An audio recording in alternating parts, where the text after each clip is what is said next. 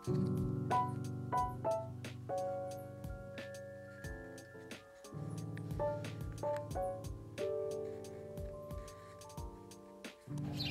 everyone! Welcome back to my channel. Ngayong araw na ito, maglilinis tayo at magpuputol sa mga halaman kung nasaan akong nakatalikod ngayon. Kasi ang pagtatanim ng halaman ay hindi lang basta itinanim natin, kailangan din natin silang alagaan, kailangan din natin sila ipon kung overgrown na sila. Kasi para mas maganda yung pagtubo nila. Kaya tara, samahan niyo ako. Pero kung bago pa kayo sa ating channel, sana huwag kalimutan mag-subscribe.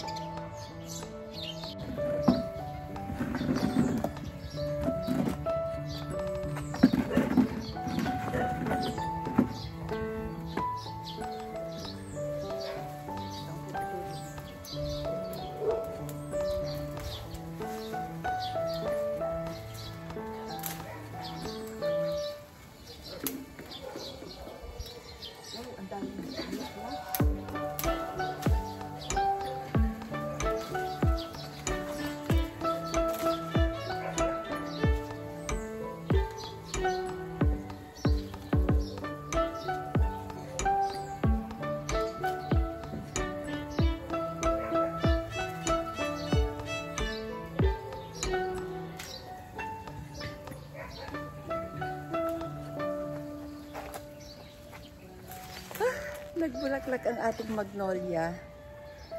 Ito yung ang bango, sobrang bango.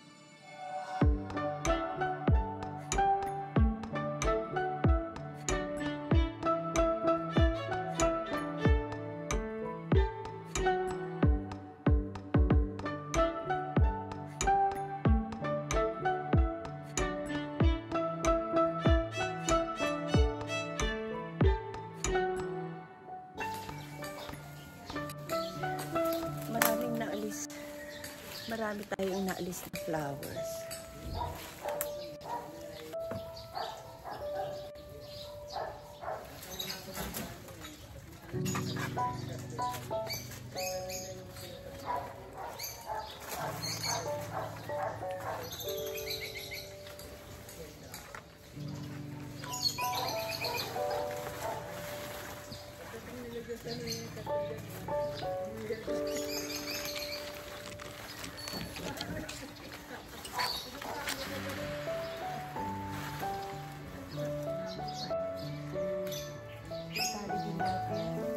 Tali din natin itong rubber.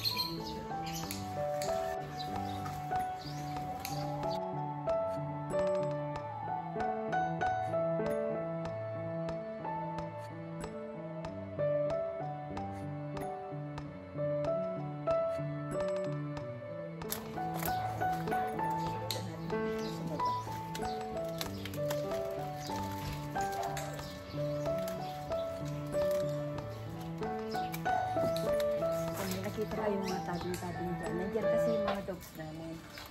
Tapos, ang isusunod na namin, aalisin na namin yung isang bahay ng aso dyan kasi namatay na yung isa nagkasakit.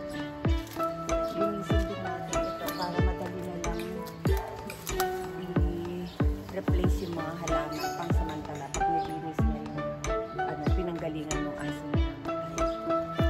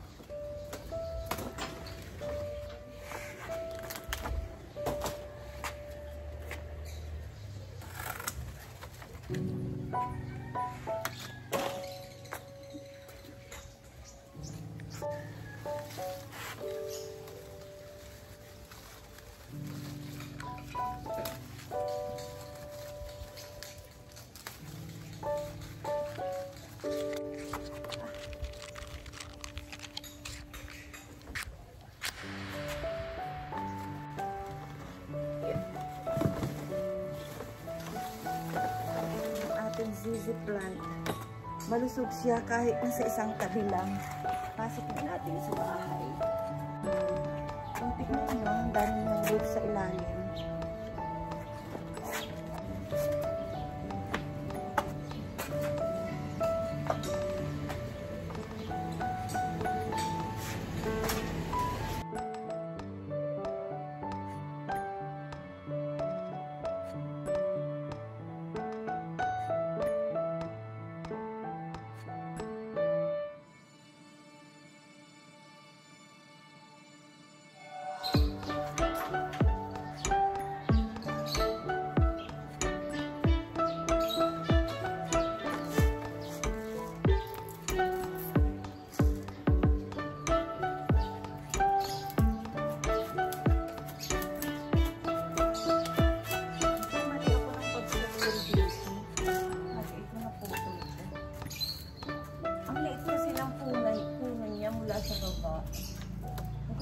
Sana tanggalin yung ugat niya na ang pangit para bukod.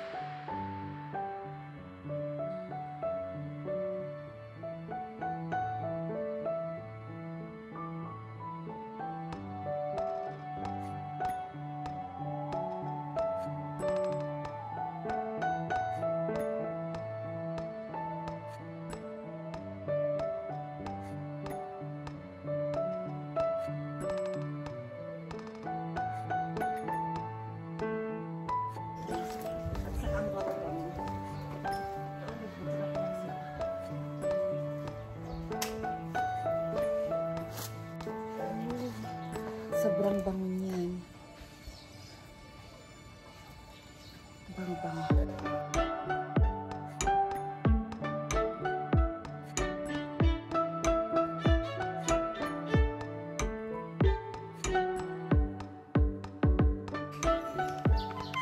O diba, kitang-kita na yung ating nilagay dito.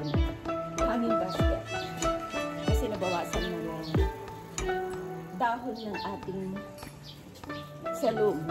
Ang lalaki na kasi yung dahon ng ating salum. So natatakpan talaga ito. Kaya yan. O tignan nyo naman, nagbulaklak pa rin ito. Hindi ko alam talaga ang pangalan nito. Iba ang iba ang nariread o sinasabi ni Google.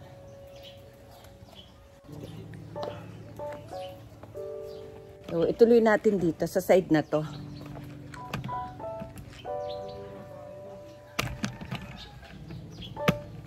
Hindi pa rin tapos eh. Ang kapal dito.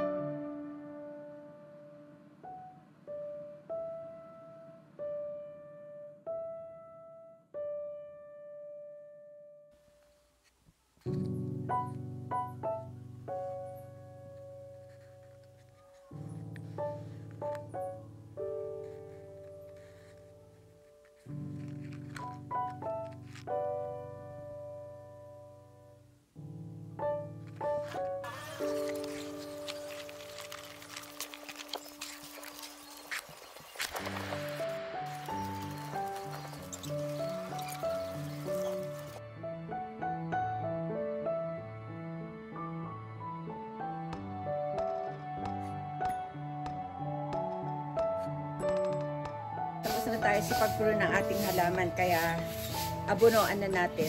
Pwede naman abunuan yung mga yan kasi hindi naman sila nagbubulaklak ng mumurahing abono gaya ng urea lang para sila makabawi agad sa pagkakaputol sa kanila. Ito 1 gallon ang nilalaman nito, kaya lalagyan lang natin ng 2 tablespoon na urea, tapos kanawin natin sa tubig. Pag nasyado kasing matapang, baka hindi kayanin ng halaman. Dahil malaki paso nung halaman, lalo na nung pinutulan natin na piglet. Isang buo nito ang ating ibibilib.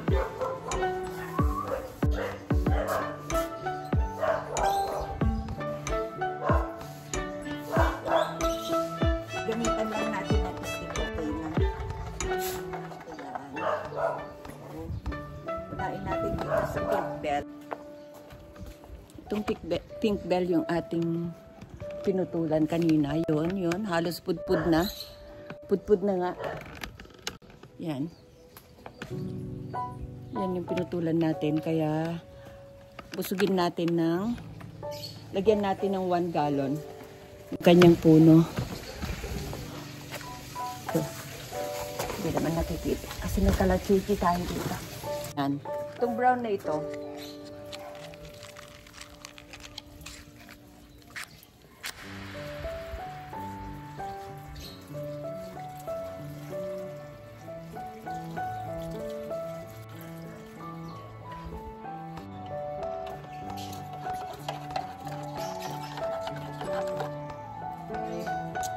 Ganun ulit. Basta wag natin kakalimutan. Once na nagputol tayo o nagpuron tayo ng halaman, wag natin kakalimutan na lagyan ng abono. Ito na si kamuning na ating pinutulan. Ayan, gagawin natin yan topiary. At ayan naman si ating pink bell. Ayan, sa nakikita nyo, pudpud na siya talaga. Walang natira. Ayan, maaarawan na itong si ating lemon lime mother plant ng ating rubber tree. Ito din, Queen of Rainforest. Lilima na ang natirang dahon, 6 pala. Ayan, marami tayong binawas, 3. At ang pinakamarami tayong nabawas, yung giant golden pothos. Ayan, nakita nyo yung ugat niya. Sa totoo lang, ititira ko yun eh. Hindi ko yun dapat tatanggalin, pero naputol ko yung sanga, yung puno niya. Kaya itinuloy ko na. Tapos pati yan, oh. Yan ang talagang tatanggalin ko na giant pothos. Ayun pa, paakyat na din sa taas. Iniingatan ko kasi yung yung puno ng ating yellow bell na nasa 2nd floor na hanggang 3rd floor. Kaya hindi na ako nagputol dito, baka magkamali ako ng pagputol. Imbes na yung golden pothos na giant ang puputulin natin, maputol natin yung puno ng ating yellow bell. Sayang kasi, nakarating na siya sa 3rd floor. At ito pa, dito tayo sa kabila. Itong selum natin, nabawasan natin ng 3 dahon. At nagbubulaklak na siya. Yung 3 dahon ang naputol natin. Yan. Yan. At saka nandun sa likod. So, mas maliwanag na sa harap. Nakikita na ngayon yung ating 2 hanging basket. At mas maliwanag na sila nga. Mas maliwanag na yung kinaroroonan nila. Mas lalago na at magbubulaklak yung ating Octalis triangularis. Ayan yung bulaklak niya. At saka isang parang cotton puff na parihaba na pink.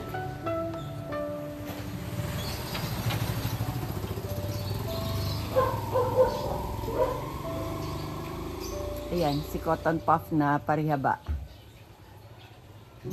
Tapos dumami na din at lumaki yung ating mga mayanas o coleus plant.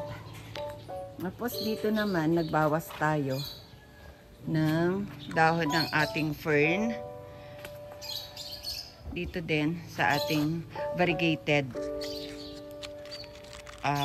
peace lily at saka yung ordinary peace lily, pati yung ating anthurium, nabawasan din natin. Siyempre dito, nagbawas tayo dito para mas maliwanag, para mas lumaki itong mga bagong shoot na palabas. Nag-alis tayo ng dahon dito. Ayan. So, yan ang mga nalinis natin dito sa harap. Maraming salamat ulit sa walang sawang pagsubaybay. Bye! Ingat tayo palagi.